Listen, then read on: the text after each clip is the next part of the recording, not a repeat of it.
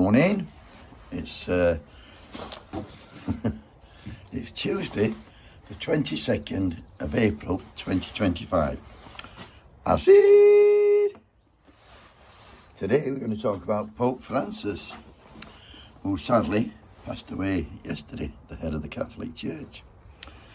88 years old he were, and he became the Pope back in 2013.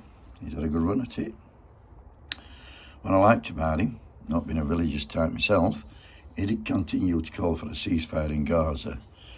And here he is, calling out Israel's atrocities back in 2023. And he said, unarmed civilians are subject to bombings and shootings. It's terrorism. Molto gravi e dolorose. Civili inermi sono oggetto di bombardamenti e spari. E questo è avvenuto persino all'interno del complesso parrocchiale della Santa Famiglia, dove non ci sono terroristi, ma famiglie, bambini, persone malate con disabilità, suore. Una mamma e sua figlia, la signora Navda Khalil Anton e la figlia Samar Qamar Anton, sono state uccise e altre persone ferite dai tiratori scelti mentre andavano in bagno. È stata danneggiata la casa delle suore di Madre Teresa, colpito il loro generatore. Qualcuno dice è il terrorismo, è la guerra. Sì, è la guerra, è il terrorismo. Per questo la scrittura afferma che Dio fa cessare le guerre, rompe gli archi e spezza le lance. Preghiamo il Signore per la pace. All right, Waddy. And here, even in his last speech on Sunday, 2 days ago, although he didn't say that much, somebody else said it for him, even then, he was calling for a ceasefire. Una Pasqua. Happy Easter, he said. His full Easter message was read out by a senior cardinal, and there was a particular focus on the war on Gaza.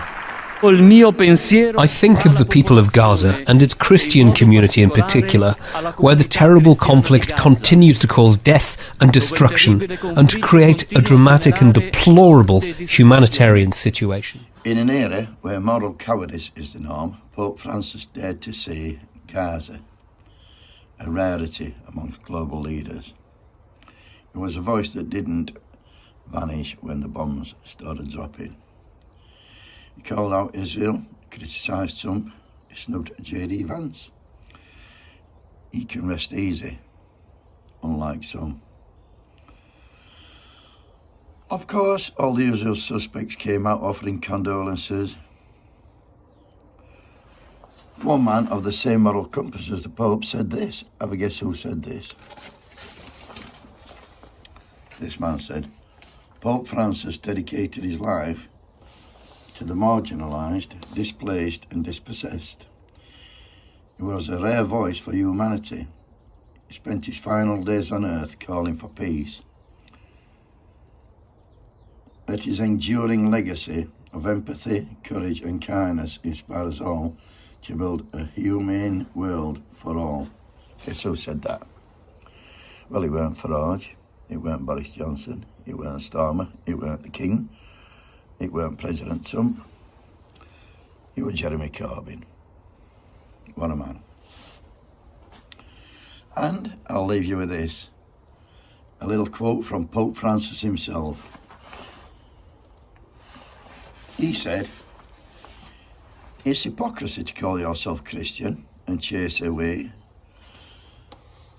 a refugee or someone seeking help, someone who is hungry or thirsty, toss out someone who is in need of help.